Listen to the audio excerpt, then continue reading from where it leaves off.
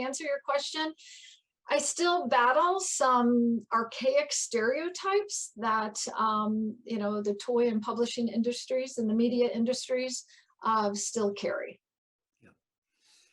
I think it's a great comment for both of you, because you have both overcome in different ways stereotypes.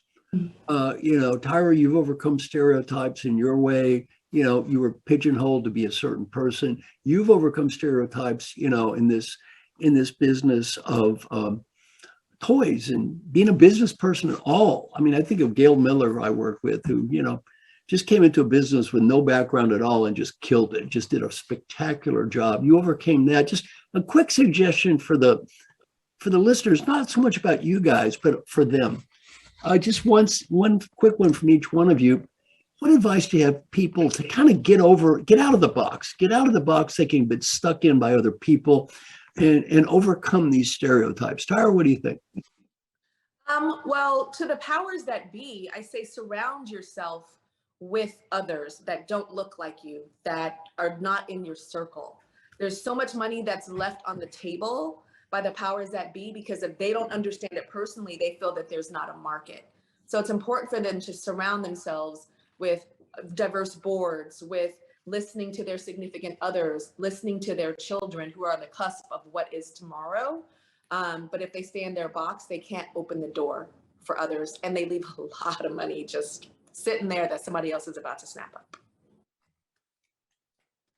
How about you, Jodi? What's your suggestion to all the people listening who kind of get stuck in boxes to help them get out of it? I think Tyra's advice is awesome. So definitely that. And then also, a couple things, challenge the status quo. I hear so often people say, well, it's always been done that way. And that's really, what Tyra is saying too. It's always been done that way, right? So it's like, think outside of the box, challenge the status quo. It's okay to ask questions. And also, Adam Grant, who wrote Originals. Yeah, nice guy. Yes, he came up with a term called vujade, right? Vujade is different than deja vu. Vujade is taking something that we see every day and seeing it differently, right? So I took a doll that we all see every single day, or, mostly we all have seen in our life, and I've seen it differently. Tyra took a show, right? She saw a show that we have been seeing every day, and she took it and made it different. So, vujade.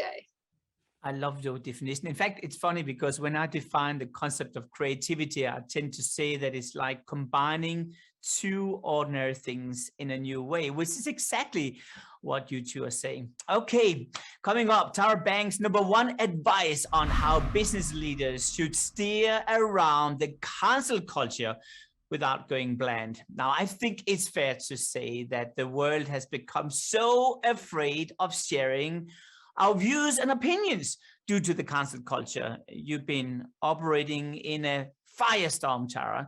Well, since you began your career, what's your advice? Does it actually affect you at all? Yes and no. I think, and I've had this conversation with many people about cancel culture. And what has happened is there's a paradigm shift. So there used to be a few people at the top dictating all the rules, dictating everything. And then social media has surfaced, has been invented, and it has allowed for the voiceless to have a voice.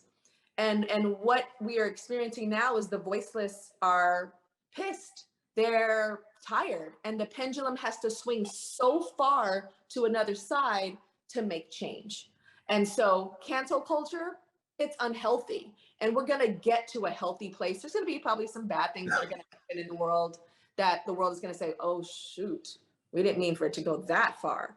And it's going to settle into a place that's a bit more healthy, less troll, less nasty. I don't know what that is, but I just sense that. The futurist inside of me sense that's coming. But on a corporate level, I think it's important to say, you know what, we screwed that up. Yeah, we did. But to be honest and to not be scared to say what you did right. So a lot of times when it comes to cancel culture and when it comes to the opinion of the masses in bulk, there's only black and white. There's only good and bad. You know, there's only this and that. There's no gray. There's no nuance.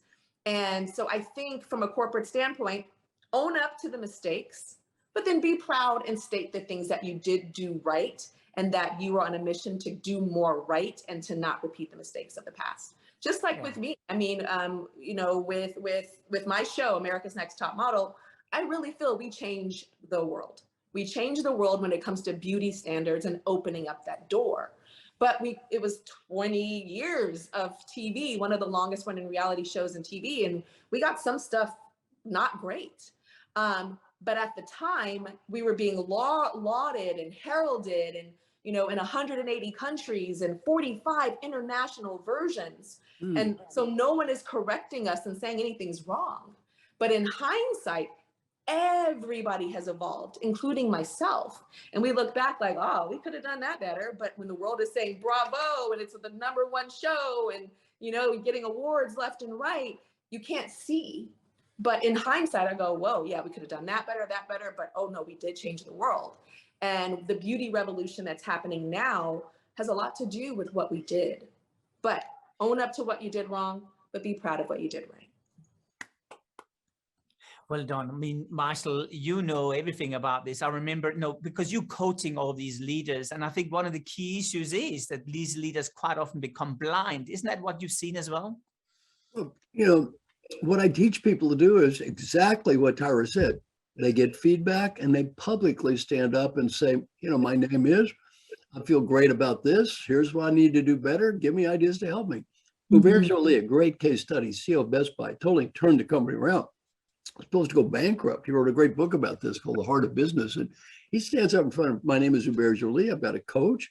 I get feedback. I'm trying to improve. Here's what I need to do better. He also says, here's what he's doing right. Just a great person. So I think what you're saying is the future. Everybody's sick of perfect acting people. We're not perfect. Nobody's perfect anyway. I'm not perfect. You're not even perfect. None of us are perfect, right? We all screw up all the time. It's okay. It's okay. Just admit it. Hey, I have someone call me every day to try to help me.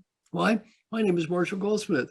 I'm too cowardly and undisciplined doing this crap by myself. I need help, right? I need help. It's okay. We all need help. Who are we kidding here?